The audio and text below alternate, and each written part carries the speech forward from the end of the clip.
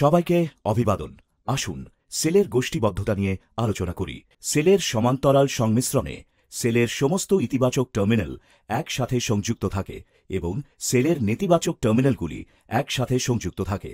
আমরা জানি যে একটি সমান্তরাল সার্কিটে ভোল্টেজ স্থির থাকে এবং কারেন্ট রেটিংটি যোজক। এছাড়াও প্রতিরোধের মান হ্রাস পায়।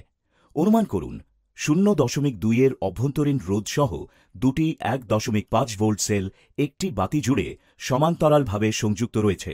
সার্কিটের অন্য রেজিস্ট্যান্স বা বাহ্যিক রেজিস্ট্যান্স 1 ওহম হতে দিন। সমান্তরাল সার্কিটে ভোল্টেজ পুরো সার্কিট জুড়ে একই থাকে বলে সার্কিটের মোট ভোল্টেজ হবে 1.5 ভোল্ট। নিম্নলিখিত সূত্র ব্যবহার করে সমান্তরাল সংযুক্ত প্রতিরোধের সমতুল্য মান পাওয়া যেতে পারে। 1/R1 = 1/R1 + 1/R2I।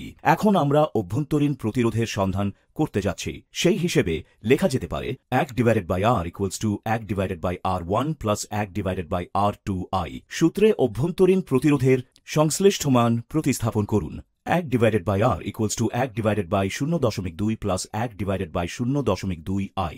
1/R = 5 + 5। 1/R = 10। সুতরাং এটা হয়ে যায় R = 1/10। R = 0.1। মোট অভ্যন্তরীণ প্রতিরোধ 0.1 ওহম। সার্কিটের বাহ্যিক রোধ 1 ওহম। তাই সার্কিটের মোট রোধ 1.1 ওহম হয়ে যায়। ওহমের সূত্র I = V/R ব্যবহার করে কারেন্ট পাওয়া যায়। সূত্রে ভোল্টেজ এবং রেজিস্ট্যান্স প্রতিস্থাপন করুন। I = 1.5/1.1। তাই I = 1.36 অ্যাম্পস। বর্তনীতে সিরিজ সংযোগ করে অ্যামিটার ব্যবহার করে কারেন্ট পরিমাপ করুন। এখানে সার্কিটের দুটি শাখা আছে, তাই দুটি কারেন্ট থাকবে, I1 এবং I21। যেহেতু দুটি শাখার মান একই, মোট কারেন্ট I সমানভাবে I1 এবং I2 হিসাবে বিভক্ত। সুতরাং এটি হিসাবে লেখা যেতে পারে I = I1 + I2।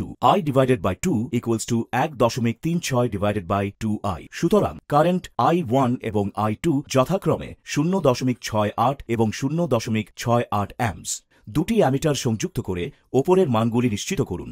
সিরিজে প্রতিটিকে দুটি শাখায় সাজিয়ে একটি উদাহরণ আলোচনা করা যাক। অনুমান করুন একটি সার্কিটে 4টি সেল সমান্তরালভাবে সংযুক্ত রয়েছে, V1, V2, V3 এবং V4I। প্রতিটি কোষে 2.5 ভোল্ট ওহমের অভ্যন্তরীণ রোধ থাকে। 0.5 ওহম 5 ওহমের প্রতিরোধী লোড জুড়ে সংযুক্ত। সমান্তরাল সংযোগের কারণে সার্কিট জুড়ে মোট voltage 2.5 volt.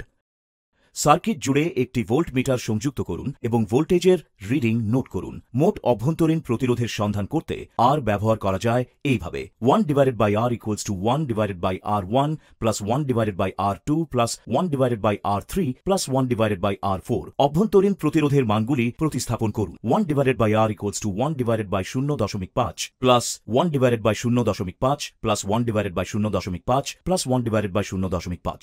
1/R = 1/0.5 + 1/0.5 + 1/0.5 + 1/0.5 + 1/0.5। 1/R = 2 + 2 + 2 + 2। 1/R = 4। R = 1/4। R = 0.25 Ohm's. সুতরাং আমরা 0.25 ওহমের অভ্যন্তরীণ প্রতিরোধ পাই। সার্কিটের বাহ্যিক রোধ 5 ওহম। আমরা যথাক্রমে 0.25 এবং 5 ওহমের অভ্যন্তরীণ প্রতিরোধ এবং বাহ্যিক প্রতিরোধ যোগ করে মোট প্রতিরোধ পেতে পারি। সুতরাং সার্কিটের মোট রোধ 5.25 ওহম হয়ে যায়। কারেন্ট বের করতে সূত্রে ভোল্টেজ এবং রেজিস্ট্যান্সের মান প্রতিস্থাপন করুন। I = V/R। I = 2.5/5.25। I = 0.47 amps.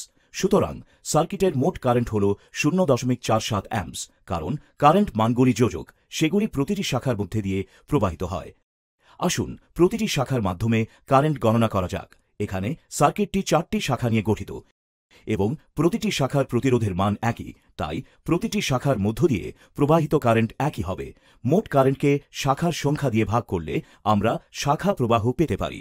ফলে শাখা প্রবাহ I/4 = 0.47/4 = 0.11 অ্যাম্পস।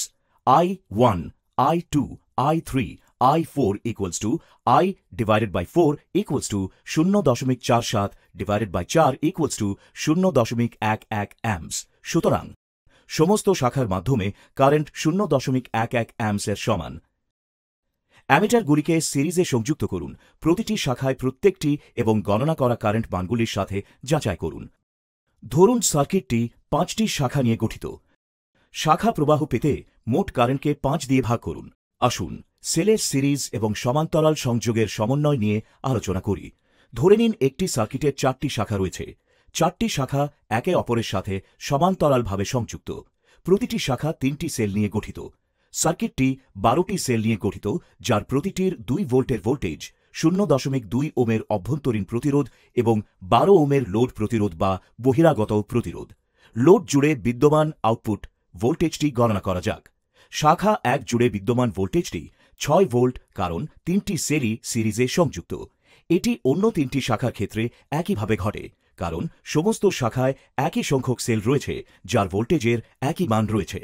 সার্কিটের সমান্তরাল একটি ভোল্টমিটার সংযোগ করে গণনাকৃত ভোল্টেজ পরিমাপ করুন। যেহেতু শাখাগুলি সমান্তরালভাবে সংযুক্ত, 6 ভোল্ট সার্কিট জুড়ে একই থাকে। সার্কিট জুড়ে সমান্তরালভাবে লোড সংযুক্ত থাকায় এটি লোড জুড়েও বিদ্যমান। প্রতিরোধ নিয়ে আলোচনা করা যাক। প্রথমে আসুন অভ্যন্তরীণ প্রতিরোধের গণনা করি। সমস্ত শাখায় সেলগুলি সিরিজে সংযুক্ত থাকে, তবে শাখাগুলি সমান্তরালভাবে সংযুক্ত থাকে। 1 নম্বর শাখায় প্রতিটি 0.2 ওমের 3টি অভ্যন্তরীণ প্রতিরোধ সিরিজে রয়েছে।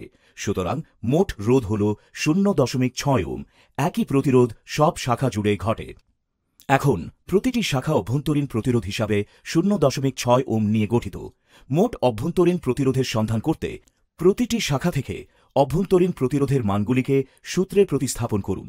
যেহেতু শাখাগুলি সমান্তরালভাবে সংযুক্ত রয়েছে, 1 divided by R equals to 1 divided by R1 plus 1 divided by R2 plus 1 divided by R3 plus 1 divided by R4.